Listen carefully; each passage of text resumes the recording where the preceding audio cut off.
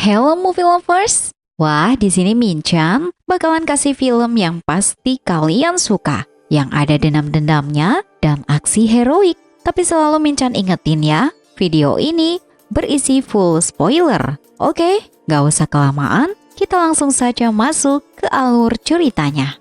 Pada scene awal memperlihatkan seorang pria bernama Mitch Rapp dan kekasihnya Katrina Harper yang tengah berlibur di sebuah pantai. Di pantai ini, Mitch melamar Katrina dan mengajaknya menikah setelah sekian lama mereka menjalin hubungan. Awalnya sih, keadaan terlihat normal hingga Mitch membeli minuman dan meninggalkan Katrina di tepi pantai sendirian. Tapi tiba-tiba, sekelompok teroris yang dipimpin oleh Adnan Al-Mansur datang ke pantai dan menembak semua orang yang ada di sana. Dalam kejadian ini, Katrina tewas terkena tembakan dan Mitch yang mencoba menolong Katrina juga tertembak. Tapi beruntungnya, dia masih bisa selamat. Oke, scene berganti. 18 bulan setelah kejadian serangan di pantai, Mitch kini terlihat merubah penampilannya. Dia berniat bergabung dengan kelompok yang membunuh Katrina untuk membalas dendam, terutama kepada Adnan Al-Mansur yang menjadi dalang penyerangan di pantai. Apa yang direncanakan Mitch pun tampaknya berjalan mulus. Hal ini terlihat dengan Mitch yang mulai bisa berkomunikasi dengan kelompok Adnan Al-Mansur. Untuk mempersiapkan pembalasan dendamnya, Mitch berlatih bertarung dan menembak. Karena kondisi emosi yang tak stabil, Mitch seringkali menyakiti teman latihannya. Hingga suatu ketika, hal itu menyebabkan dirinya diusir dari tempat pelatihan. Tapi ternyata di balik semua kegiatannya itu, Mitch selalu diawasi oleh CIA. Mereka juga memasang CCTV di kamar Mitch tanpa sepengetahuannya dan tahu Mitch sedang merencanakan sesuatu. Hingga tiba waktunya, Mitch memutuskan bahwa dirinya telah siap. Kemudian dia menghubungi kelompok Adnan Al-Mansur untuk bergabung. Keesokan harinya Mitch berangkat menuju ke markas Adnan Al-Mansur. Setelah bertemu salah satu anak buah Adnan, Mitch diminta untuk melepas kacamatanya. Yang ternyata di balik kacamata itu, Mitch menyembunyikan sebuah pisau kecil.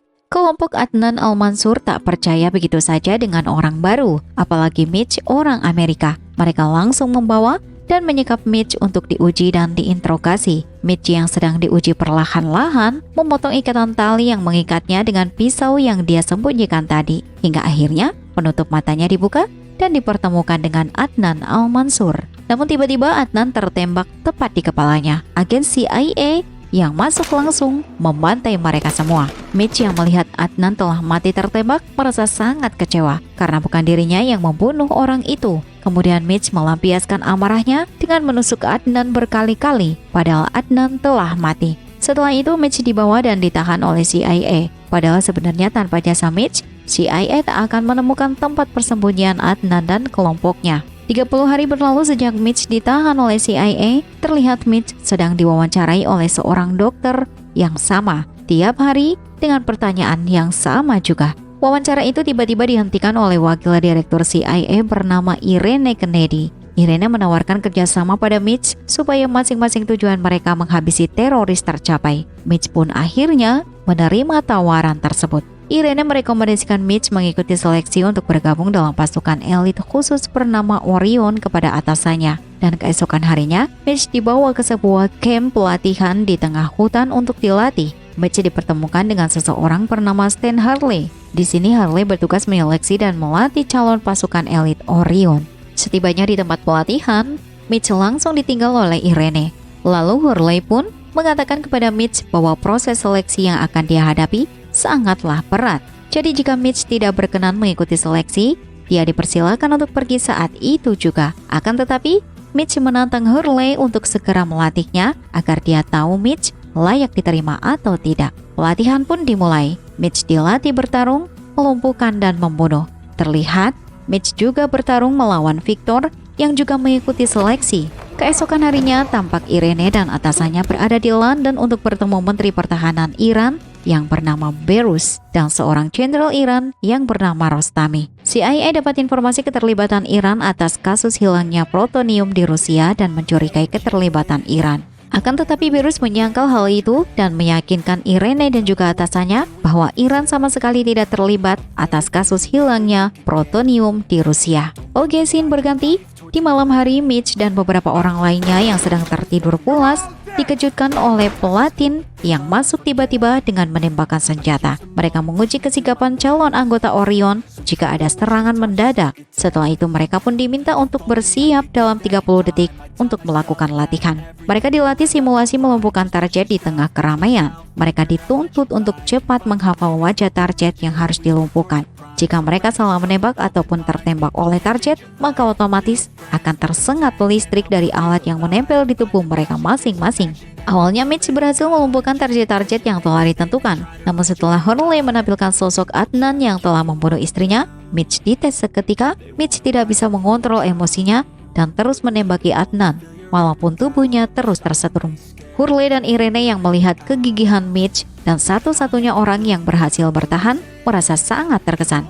Oke, scene berpindah ke Polandia di mana tengah berlangsung transaksi plutonium mentah hasil curian antara 3 orang Rusia dengan seorang bernama Ronnie atau sering dipanggil Ghost. Namun di tengah transaksi itu datang 2 orang polisi yang mencurigai mobil mereka dan langsung memeriksa ke dalam. Ronnie pun langsung menghabisi mereka dan juga ketiga orang dari Rusia itu. Di tempat lain, Hurley melihat berita tentang penembakan yang dilakukan oleh Ronnie tampak sangat terkejut dan karena dia mengenal siapa Ronnie sebenarnya. Keesokan harinya, Hurley dipanggil untuk menemui Irene. Irene menyampaikan bahwa telah terjadi pencurian plutonium seberat 15 kg di salah satu fasilitas nuklir milik Rusia. Kemudian Hurley menunjukkan foto Ronnie yang menjadi tersangka menembakkan di Polandia. Hurley meyakini Ronnie terlibat dalam transaksi penjualan plutonium itu. Di sini terungkap bahwa sebenarnya Ronnie adalah mantan tentara angkatan laut dan agen terbaik yang dilatih oleh Hurley.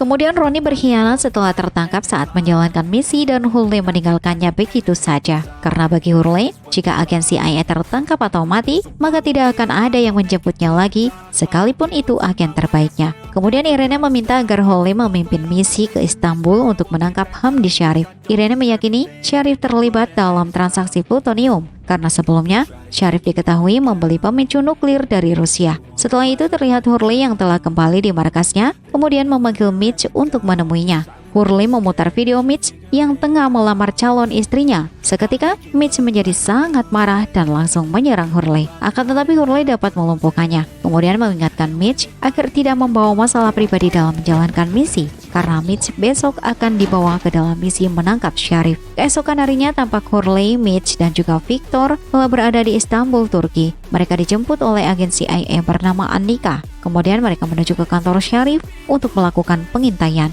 di mana Sharif sendiri tengah bersama dengan asistennya. Mitch tiba-tiba berinisiatif bergerak sendiri dengan menabrak asisten Sharif dan mengambil ponselnya. Setelah itu mereka pun kembali ke markas CIA di Istanbul. Hurley memarahi Mitch karena Mitch bergerak di luar perintahnya. Tapi karena aksi sok jagoan Mitch ini, sekarang mereka bisa mengetahui bahwa besok Sharif akan berada di sebuah restoran pada pukul 11 pagi. Keesokan harinya terlihat mereka telah berada di restoran yang dimaksud dan mereka pun langsung membagi tugas di mana Mitch dan Annika memantau dari depan restoran dan Victor yang akan masuk ke dalam. Sementara Hurley sendiri memantau dari kejauhan dan mengamankan tempat di sekitar restoran. Hurley juga sempat mengusir para tentara yang mengawal Sharif dengan cara mengancam salah satu tentara agar memerintahkan rekan-rekannya untuk kembali ke markas mereka. Di dalam restoran, Sharif ditemui oleh Ronnie untuk melakukan transaksi. Dari sisi lain, Victor dan juga Mitch mulai mendekat untuk melumpuhkan mereka. Akan tetapi, ketika Ronnie melihat Victor,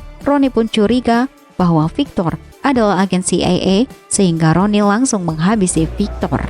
Mitch yang melihat Victor tewas dan segera melaporkannya kepada Hurley. Merespon kejadian itu, Hurley spontan menghentikan misi. Tanpa diduga, Mitch kembali bertindak sendiri dengan menyandra asisten Sharif dan memintanya untuk mengikuti Sharif. Di malam hari, Mitch tampak telah berada di depan apartemen Sharif. Mitch kemudian naik ke apartemen Sharif yang saat itu Sharif tengah bersama para anak buahnya dan satu wanita. Setelah menghabisi anak buah Sharif, Mitch yang melihat Sharif terbayang dengan wajah Adnan Al-Mansur, sehingga Mitch langsung menghabisi Sharif dan kemudian mengambil laptop miliknya. Setelah itu, terlihat Mitch yang tengah kembali ke markas CIA dimarahi oleh Hurley karena lagi-lagi bertindak di luar perintah. Di saat bersamaan, Irene datang. Dari laptop Sharif yang dibawa oleh Mitch, terungkap data transaksi uang senilai $2 juta ke akun bank yang berada di Roma. Irene juga memastikan bahwa Ronnie telah berhasil mengambil pemicu nuklir dari Sharif dan akan merakit nuklir di Roma bersama seorang fisikawan. Sementara itu di Roma, Italia, terlihat Berus mendatangi sebuah tempat yang tak salah lagi, tempat itu adalah markas Roni untuk merakit nuklir.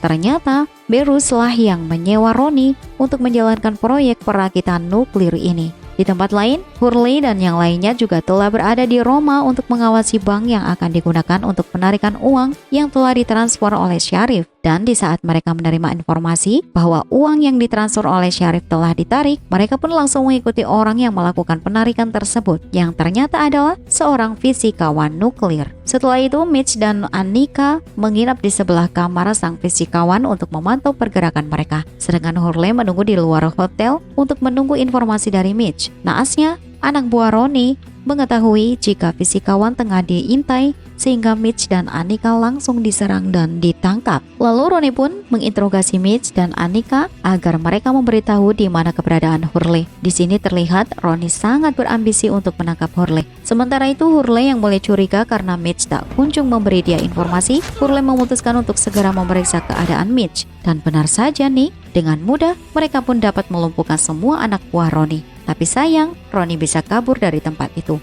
Setelah itu mereka membawa sang fisikawan. Mitch yang sebelumnya mengetahui Roni sangat berambisi menangkap Hurley, menanyakan hal itu kepada Hurley. Namun Hurley mengacukannya dan hanya mengatakan bahwa Roni saat ini tengah merakit nuklir. Mitch diminta untuk segera membersihkan dirinya. Kemudian terlihat Mitch tengah membersihkan dirinya sembari melihat berita di TV bahwa saat ini armada ke-6 Angkatan Laut Amerika telah meninggalkan markas Angkatan Laut Amerika yang berada di Naples, Italia. Lalu Annika datang untuk membantu Mitch mengobati luka-lukanya. Setelah selesai, Annika meminta Mitch untuk segera beristirahat dan mengatakan setelah itu barulah mereka memburu Roni atau Gus. Mendengar hal ini, Mitch langsung curiga karena hanya Mitch dan Hurley yang tahu tentang Roni, sehingga Mitch langsung menangkap Annika. Setelah melakukan integrasi, Mitch mendapat informasi bahwa sebenarnya Annika adalah mata-mata dari Iran dan atasan Annika adalah pamannya sendiri yang kebetulan adalah teman lama Hurley. Hurley pun segera menemui paman Annika yang ternyata teman lamanya. Setelah bertemu dengan paman dari Annika yang bernama Asani, Asani pun memberitahu bahwa dalang dari perakitan nuklir ini adalah Berus dan juga Jenderal Rostami. Mereka menyewa Roni agar rencana tidak dicurigai oleh badan CIA. Di tengah pertemuan, tanpa mereka disadari, Roni telah mengintai mereka dari kejauhan. Kemudian Roni langsung menghabisi Asani dan menangkap Hurley.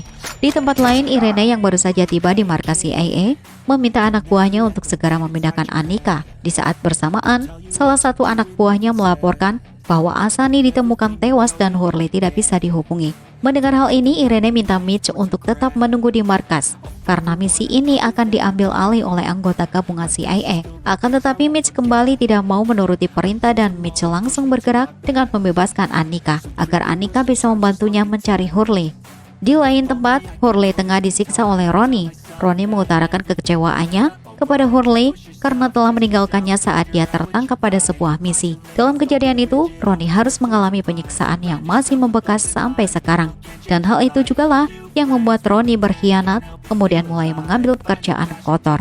Hurley mengatakan bahwa gagalnya misi pada saat itu karena kesalahan Roni sendiri yang tidak mau mendengarkan perintah. Akibat kesalahan yang dilakukan Roni tersebut menyebabkan 10 orang tewas. Dan akhirnya terungkap motif Roni melakukan semua ini bukanlah karena uang, melainkan sebuah misi balas dendam karena dulunya dia selalu berjuang mati-matian untuk Amerika. Namun ketika Roni tertangkap pada sebuah misi, seolah dibuang begitu saja dan perjuangannya sama sekali tidak dihargai. Lalu Roni mulai menyiksa Hurley agar Hurley mau mengatakan di mana sisa anggota Hurley saat ini. Karena Roni menganggap anggota Hurley bisa saja menggagalkan semua rencananya, akan tetapi Hurley tetap tutup mulut dan saat jarak Roni terlalu dekat dengannya, Hurley langsung menggigit telinga Roni. Di sisi lain, Berus yang melihat hal ini meminta agar Roni segera menyelesaikan urusan pribadinya karena tugas Roni telah selesai. Mendengar hal itu, Roni pun langsung menembak Berus dan semua anak buahnya karena Roni berniat menggunakan bom untuk menghancurkan armada Angkatan Laut Amerika. Roni tidak membunuh Hurley agar Hurley bisa melihat kehebatan Roni, salah satu anak didiknya yang akan menghancurkan semua armada Angkatan Laut dan membakar ribuan orang Amerika. Sementara itu, Mitch dan Annika akhirnya tiba di tempat Ronnie berada berkat bantuan Annika yang melacak keberadaan ponsel milik Berush. Ketika Mitch akan mengikuti Annika masuk ke dalam, tubuhnya tidak masuk karena tempat itu terkunci. Lalu Mitch meminta Annika untuk masuk terlebih dahulu karena dia akan melumpuhkan anak buah Ronnie yang mulai mendekat. Annika yang telah berada di dalam tidak sengaja bertemu dengan Berush yang tengah sekarat. Lalu Annika langsung menghabisi Berush karena Berush yang menyebabkan kematian pamannya, dan ternyata Berush juga sebelumnya telah membunuh orang tua Annika. Mendengar suara tembakan, semua anak buah Ronnie pun langsung mencari sumber suara itu. Mitch yang menyadari Annika dalam bahaya segera berlari mengambil mobilnya untuk menerobos masuk ke dalam. Mitch segera menyelamatkan Hurley yang masih tergantung. Setelah itu, Hurley memerintahkan untuk segera menangkap Ronnie karena Ronnie pergi membawa bom nuklir yang siap diledakkan. Di markas CIA, mereka menangkap sinyal ledakan dari tempat Mitch berada, sehingga Irene memerintahkan helikopter untuk melakukan evakuasi. Sementara itu, Mitch yang tengah mengejar Ronnie diminta untuk meletakkan senjatanya. Jika tidak, Ronnie akan menghabisi Annika yang tengah disandra. Akan tetapi, tanpa diduga, Annika memilih untuk mengakhiri hidupnya. Ronnie pun segera kabur menggunakan sebuah kapal bot. Mitch segera mengejar dan melompat ke atas kapal bot yang digunakan oleh Ronnie, sehingga pertarungan pun terjadi di antara mereka.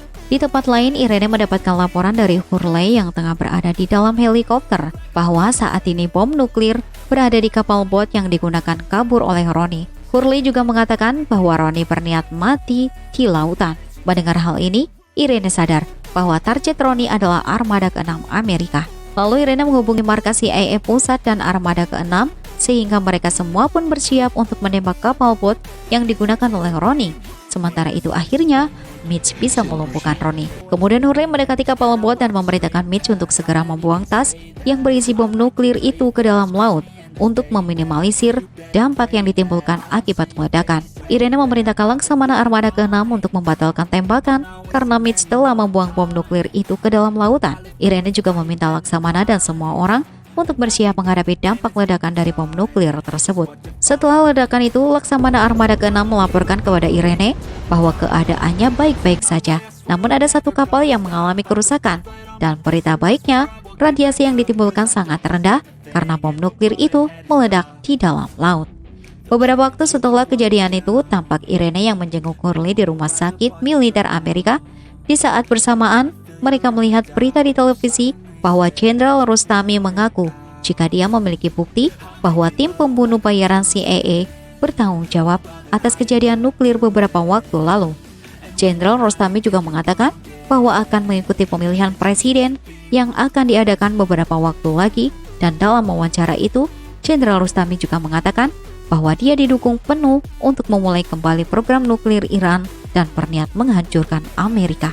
Beberapa saat berselang, terlihat Jenderal Rostami tengah memasuki lift yang ternyata di dalamnya ada seseorang, dan film pun selesai.